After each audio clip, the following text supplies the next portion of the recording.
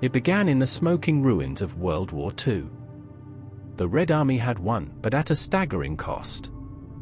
Millions of lives lost, cities flattened, and on the front lines, Soviet soldiers had fought with aging bolt-action rifles, clunky submachine guns, and weapons that often jammed in the mud and ice.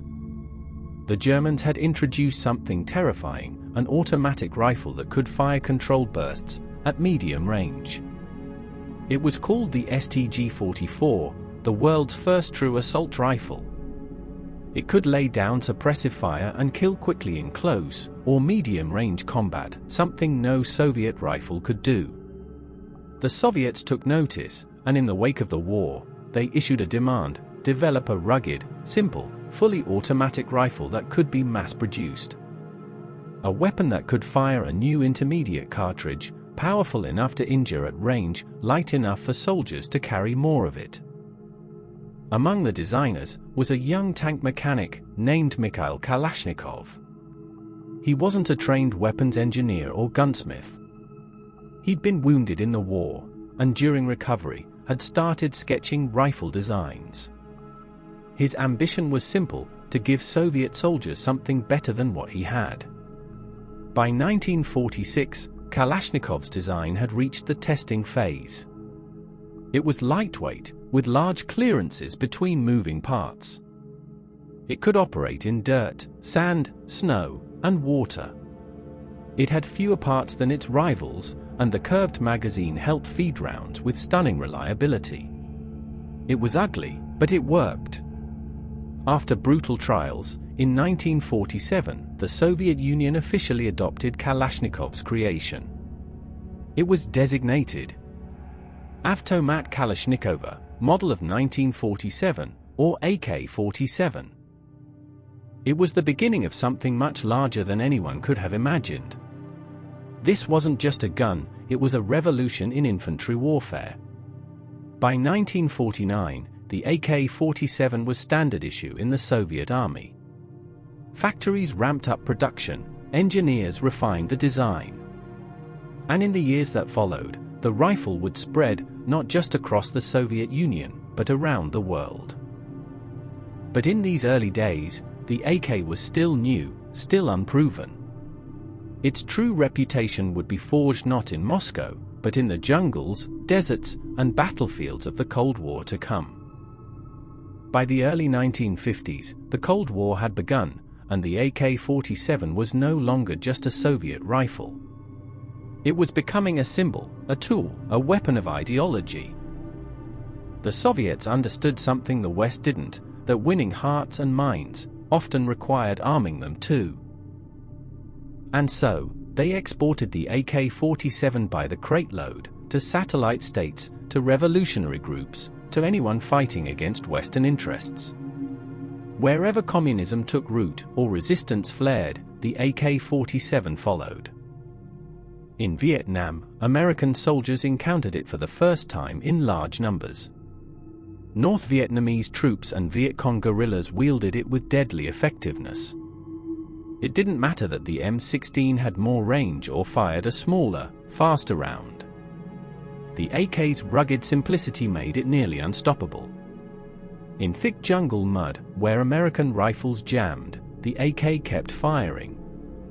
No matter the conditions, dust, rain, blood, or sand, it remained brutally reliable. The sound of its hammering bursts became an unmistakable signal: the enemy was close.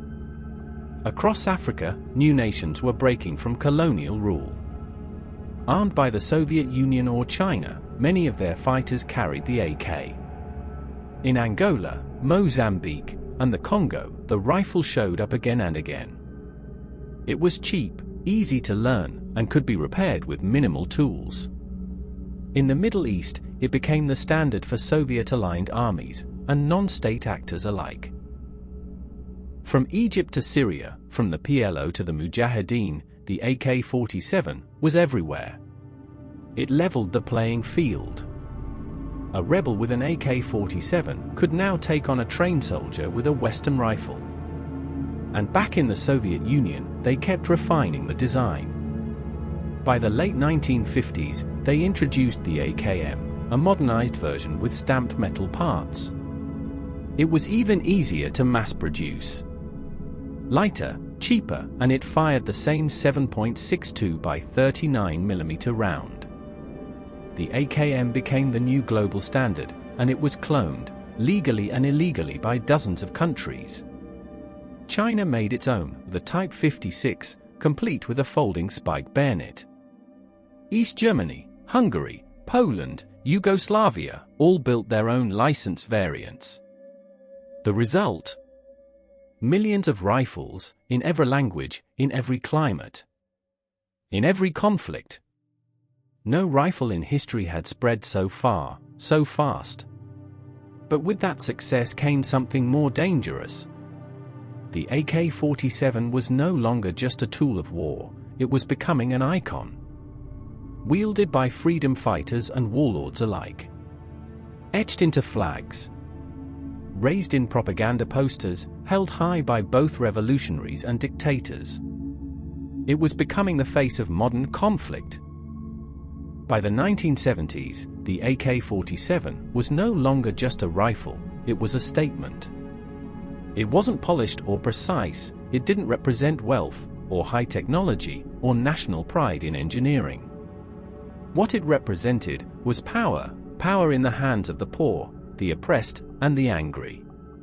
Across the developing world, rebel groups, liberation armies, and revolutionaries took up the AK-47 as their weapon of choice.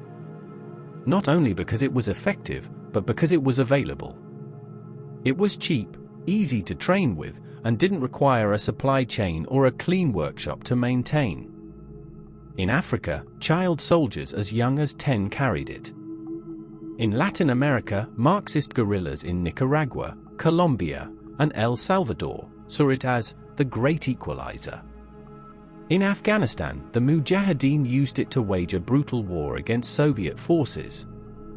Ironically, using Soviet weapons against their own creators. By now, estimates placed the total number of AK-47s and its variants in the tens of millions. There was no longer a single AK-47, there were dozens of types. Some made in Soviet factories, others made in backyard workshops, some were pristine, others worn and rusty, passed from fighter to fighter across generations. It didn't matter, they all worked. And slowly, the image of the AK-47 began to change. It had started as a soldier's rifle. Then, it became the weapon of the revolution. Now, it was something else entirely, a symbol that could be seen in both flags and war crimes. The flag of Mozambique famously featured it, an AK-47 with a bayonet crossed over a hoe and an open book. A promise of liberation through knowledge and strength. But that symbolism cut both ways. Terrorist groups adopted the AK, not just for its function, but for its meaning. It was intimidating, recognizable, whether it was in the hands of a freedom fighter or a war criminal, the silhouette was the same. The AK-47 appeared in hostage videos, in the hands of pirates, smugglers, and militias. In civil wars that spanned generations, it became part of pop culture, graffiti, and even fashion. Rappers wore gold-plated replicas and drug lords commissioned custom models. And yet, for many around the world, especially in former Soviet and Third World countries, the AK-47 still represented something else: survival. It was the tool you picked up when there was no government left to defend you. When the world collapsed, and all you had left was the ability to fight. For better or worse, the AK-47 was everywhere. And its inventor, Mikhail Kalashnikov, began to question the very thing he had created. By the time the Cold War ended, the AK-47 had already written itself into the pages of history. And at the center of it all was a man who never imagined how far it would go. Mikhail Kalashnikov, the tank mechanic turned weapons designer, lived long enough to see his invention become a global symbol. He was celebrated in Russia as a national hero. He received awards, honors, and the highest praise from the military. But in his later years, Kalashnikov wrestled with doubt.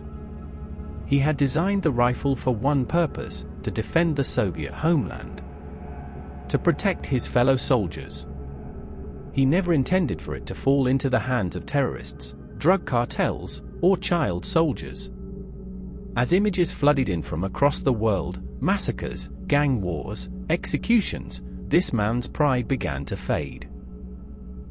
Shortly before his death in 2013, Kalashnikov wrote a letter to the Russian Orthodox Church.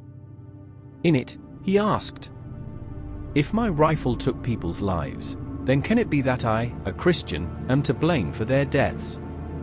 It was a question without an easy answer. Because the AK-47 had become more than a weapon, it had become an idea, a myth, a paradox of good and evil. It stood for freedom and for tyranny. It gave power to the powerless and to the merciless. It was stamped on flags, sculpted in statues, and carried into battle by men on every side of every cause. And through it all, it remained what it always was: simple, durable, reliable. The rifle that never quit. Even today, over 75 years since its creation, the AK-47 and its variants are still in service across the globe. From official militaries to rebel armies, from remote border conflicts to urban gang wars, the sound of its fire continues. It is estimated that over 100 million AK pattern rifles exist in the world today. No weapon in human history has been produced in such numbers. And perhaps none has left such a complicated legacy. Because the AK-47 isn't just a tool of war, it's a mirror. It reflects the world we live in. Its spread, its use, and its symbolism tell a deeper story.